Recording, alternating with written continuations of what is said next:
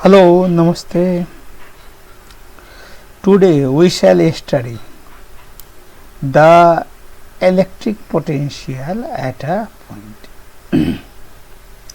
What is the electric potential?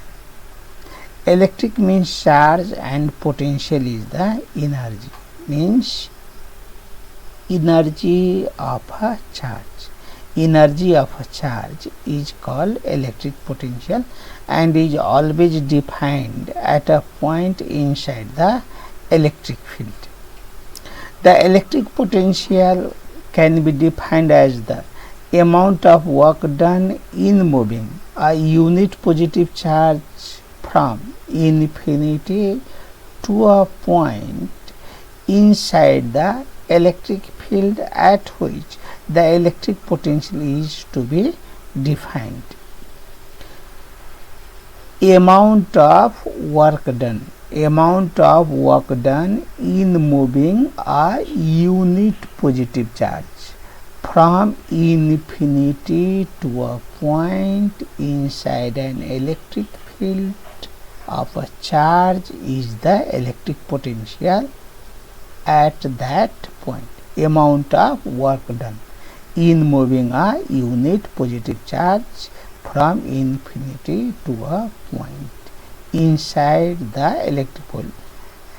The point must be in the electric field of a charge. यही कुरोलाई एकचोटि यहाँ फिगरबाट विचार गरौँ। एकचोटि यो फिगरबाट हामी हेर्न खोज्दैछौँ।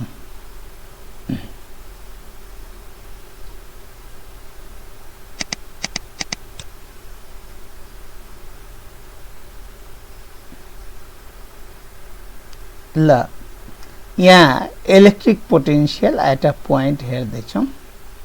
टपिक एउटा चार्ज क्यू चार्ज ओ पोइन्टमा र आर डिस्टेन्समा ए पोइन्ट हो जहाँ चाहिँ के हो त इलेक्ट्रिक पोटेन्शियल डिफाइन गर्नुपर्ने छ। हामी युनिट पोजिटिभ चार्जलाई इन्फिनिटीदेखि ए सम्म ल्याउँदाखेरि जे जति वर्क गर्नुपर्छ इन्फिनिटीदेखि ए सम्म ल्याउनलाई जे जति वर्क गर्नुपर्छ त्यही नै के हो त भन्दाखेरि ए पोइन्टमा इलेक्ट्रिक पोटेन्शियल। यहाँ यो पोइन्ट इन्फिनिटी छ। इन्फिनिटीदेखि हामी युनिट पोजिटिभ चार्जलाई पहिला पी पोइन्टसम्म ल्याऊँ। ओदेखि पी सम्मको डिस्टेन्स एक्स हो। यहाँ के हो त भनेको फोर्स जति पी पोइन्टमा युनिट पोजिटिभमा लाग्छ युनिट पोजिटिभ चार्जमा लाग्छ त्यो फोर्सको एगेन्स्टमा पी देखि बी सम्म सानो डिस्टेन्स डीएक्स मुभ गराउनु पर्छ। यो डीएक्स डिस्टेन्समा जे जति वर्क हुन्छ पी देखि बी सम्म त्यो वर्क नै स्मल वर्क स्मल डिस्टेन्सको लागि र त्यसलाई नै हामीले इन्टिग्रेसन गर्नुपर्छ इन्फिनिटीदेखि ए सम्म टोटल वर्कको लागि र त्यो टोटल वर्कबाट हामी इलेक्ट्रिक पोटेन्शियल ए पोइन्टमा डिटरमाइन गर्न सक्छौँ। या भनौँ इन्फिनिटीदेखि ए सम्म ए पोइन्टसम्म टोटल वर्क निकाल्दाखेरि जे वर्क गर्नु पर्यो त्यो चाहिँ के हो त भनेको वर्क नै ए पोइन्टमा के हो त इलेक्ट्रिक पोटेन्शियल हो। पी पोइन्टको डिस्टेन्स ओ देखि एक्स छ र पी देखि बी सम्मको डिस्टेन्स सानो यो के हो त भनेको डीएक्स हो। यो डेरिभेसन छ।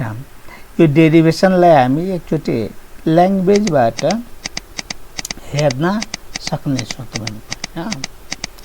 यहाँ के भनेछ भने consider a point charge +q placed at point O in free space रे हैन as shown in above figure. If W is the amount of work done in bringing unit positive test charge from infinity to point A, the potential at point A is VA is equal to W. माने VA भनेको A point में potential हो र यही potential के होत भन्दाखेरि work done होत भनेको हैन। यो वर्क डन क्याल्कुलेट गर्नको लागि हामी चाहिँ के होत भन्दाखेरि युनिट पोजिटिभ चार्जलाई ओपी डिस्टेन्समा ल्याउँ। ओपी डिस्टेन्समा भन्दाखेरि त्यहाँ के हो त फोर्स लाग्यो के त F equal to Q1 Q2 1 unit positive charge upon 4 pi epsilon naught x square. अब यो टेस्ट चार्जलाई फोर्स रिपल्सिभ लाग्यो। त्यो फोर्स कति हो त भन्दाखेरि Q into 1 upon 4 pi epsilon naught x square हैन। अब युनिट टेस्ट चार्जलाई सर्ट डिस्टेंस मूव गरा इलेक्ट्रिक फील्ड को एगेंस्ट में। यहाँ हेरौं इलेक्ट्रिक फील्ड को एगेंस्ट में यहाँ P पॉइंट में फोर्स भो F equal to Q into 1 upon 4 pi epsilon naught x square र यहाँ लाग्ने फोर्स भनेको चाहिँ के हो त भनेको इन्फिनिटी तिर यो डाइरेक्सन में। अब हामीले मूव गराएछौं P देखि B तिर अपोजिट डिस्टेंस कति त भन्दाखेरि dx भनेको के हो त भनेको सानो डिस्टेंस भने वर्क डन के हो त भनेको फोर्स इन्टु डिस्टेंस भनेको के भयो त भनेको नेगेटिभ हो। यही वर्क डन के हो त भन्दाखेरि हामीले स्मल वर्क डन भनेको छौं हैन। dw is equal to small work done dw is equal to minus f dx। या भनेको फोर्स dx भनेको डिस्टेंस र फोर्स भनेको कति भयो भनेको q by 4 pi epsilon naught x square into dx। अब यहीबाट टोटल वर्क डन निकाल्नु पर्यो। त्यही वर्क डन चाहिँ के हो त भन्दाखेरि ए पॉइंट में इलेक्ट्रिक पोटेंशियल हो हैन। यहाँ हामीले भनेछौं the negative sign shows that the test charge is displaced in a direction opposite to the electrostatic force। Total amount of work done कति भयो त भनेको इन्फिनिटी देखि यसम्म टोटल वर्क डन हेर W sign of integration infinity to A sign of integration छ infinity देखि A सम्म। यो इंटीग्रेशन के को त भनेको dw को हैन। अब यहाँ इंटीग्रेशन साइन छदै छ अनि ए को सट्टा आयो के त भनेको r किनभने ए को डिस्टेंस के छ त भनेको r छ। dw भनेको कति हो त भनेको force q by 4 pi epsilon naught x square माथि जाँदाखेरि x को power -2 into dx minus q by 4 pi epsilon naught. यहाँ चाहिँ के हो त भनेको इंटीग्रेशन गर्दाखेरि x को पावर -2 + 1 अपॉन -2 + 1 पावर में 1 जोडिन्छ र त्यही पावरले डिवाइड गरिन्छ लिमिट इन्फिनिटी टू r अनि q by 4 pi epsilon naught भो।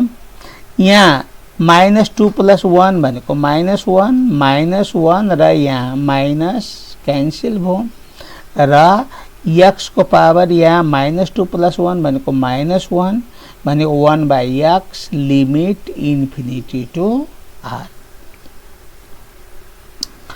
अब q by 4 pi epsilon naught x को भ्यालु राख्यो पहिला r त्यसपछि इन्फिनिटी 1/r माइनस 1/इन्फिनिटी 1/इन्फिनिटी भनेको 0 भन्दाखेरि q by 4 pi epsilon naught into के होत भन्दाखेरि आर भयो q by 4 pi epsilon naught into r यही नै के होत भन्दाखेरि वर्क डन हो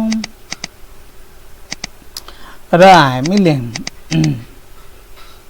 यो वर्क डन नै के भन्यो त भन्दाखेरि पोटेन्शियल हो त भनेको हैन यो वर्क डन नै के हो त भनेको पोटेन्शियल हो हैन र हामीले यही नै गर्नु पर्ने हो त भन्दाखेरि this is potential at point A q by 4 pi epsilon naught into r q by 4 pi epsilon naught into r हो र